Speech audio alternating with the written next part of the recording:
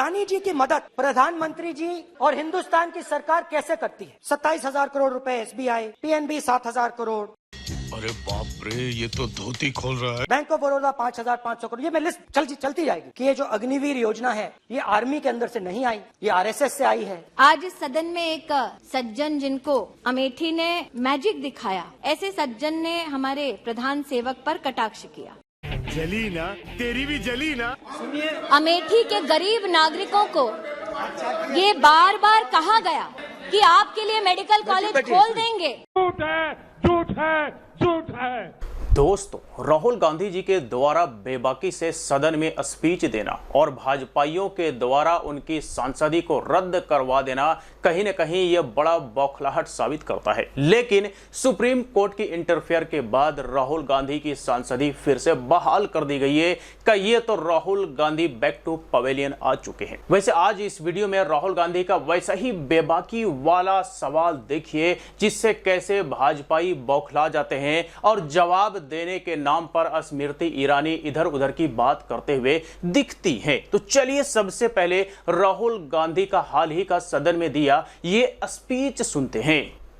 अदानी जी की मदद प्रधानमंत्री जी और हिंदुस्तान की सरकार कैसे करती है? हजारों करोड़ रुपए हिंदुस्तान के पब्लिक सेक्टर बैंक अदानी जी को मिलता है। 27,000 करोड़ रुपए SBI, PNB 7,000 crore, bank of Baroda 5,500 crore. ये मैं लिस्ट चलती जाएगी। एलआईसी का एक्सपोजर 36,000 करोड़ रुपए, 3 crore SBI and other PSU bank holders.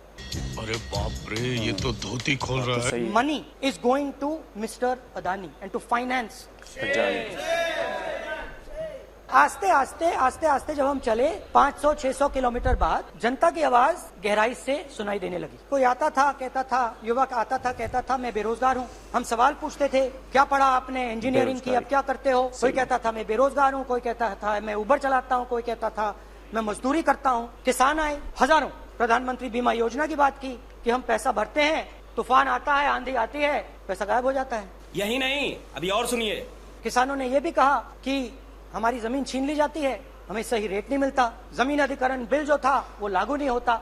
आदिवासियों ने कहा, वनवासियों ने नहीं, आदिवासियों ने, कि जो ट्राइबल बिल में हमें दिया जाता था वो आज छीना जा रहा है। तो बहुत सारी चीजें हमको सुनने को मिली।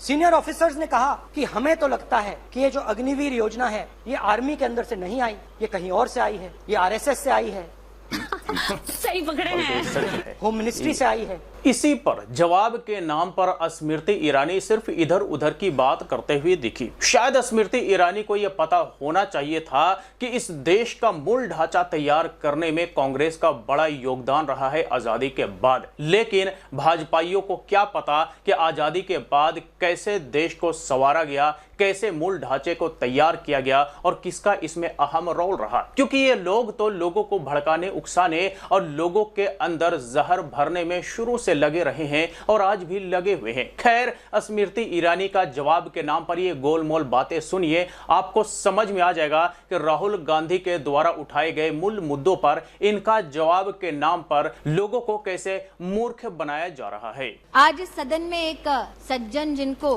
अमेठी ने मैजिक दिखाया और विधानसभा के चुनाव में 4 विधानसभा क्षेत्रों की सिक्योरिटी डिपॉजिट भी जब्त कराई, ऐसे सज्जन ने हमारे प्रधान सेवक पर कटाक्ष किया। जली ना, तेरी भी जली ना। कि जब रूस के साथ भारत में शस्त्र की दृष्टि से नई तकनीक का संचार हो तो 5,000 करोड़ की लागत की असॉल्ट राइफल की फैक्ट्री अमेठी तब आई जब सांसद भारतीय जनता पार्टी का नहीं था बल्कि कांग्रेस पार्टी का था। राष्ट्र के संरक्षण के लिए अपने पराये का भेद ना कर ये उत्तम उदाहरण मेरे संसदीय क्षेत्र में प्रस्तुत करने के लिए मैं देश के प्रधान सेवक का आभार व्यक्त करती हूँ। जनता को आप मूर्ख समझना बंद कर दीजिए। 1981 में कुछ भी एक फाउंडेशन ने, जो काफी विख्यात है अमेठी में, उन्होंने लगभग 40 एकड़ जमीन ली और वहाँ की सरकार से कहा कि आप जमीन दे दो 40 एकड़ हमें और हम अमेठी की गरीब जनता के लिए एक मेडिकल कॉलेज बना देंगे। झूठ बोलो, बार बार झूठ बोलो। 40 एकड़ जमीन का मैजिक 623 रुपए में 623 रुपए का रेंट। 30 साल तक अमेठी के गरीब नागरिकों को ये बार बार कहा गया कि आपके लिए मेडिकल कॉलेज खोल देंगे। झूठ है, झूठ है, झूठ है। जी लेकिन आज अगर कोई अमेठी गया है तो जानेगा कि जिस धरती पर वो कॉलेज खोलने की बात कर रहे थे उस पर उस परिवार ने अपने लिए गेस्ट हाउस बनाया। तो दोस्तों ये आपने देखा राहुल गांधी के कई सारे सवालों पर स्मृति ईरानी का सिर्फ और सिर्फ इधर उधर की बातें, और अब लोगों को बेसब्री से इंतजार है राहुल गांधी का पुराने वाले अंदाज में बेबाकी से सदन में स्पीच देना और इसी तरह के मूल मुद्दों का, ये कहिए तो देश के असल मुद्दों पर सवाल खड़े करना। लोग बेसब्री से इंतजार कर रहे हैं और उम्मीद है कि राहुल गांधी का स्पीच भी जल्द ही सदन में आएगा। तो चलिए आज तक के लिए इतना ही। इस पर आप अपनी राय हमें कमेंट बॉक्स में लिख करके दे सकते हैं। वीडियो अच्छा लगा तो लाइक करें। फिर मुलाकात होती है किसी नए वीडियो के साथ, तब तक के लिए बाय बाय।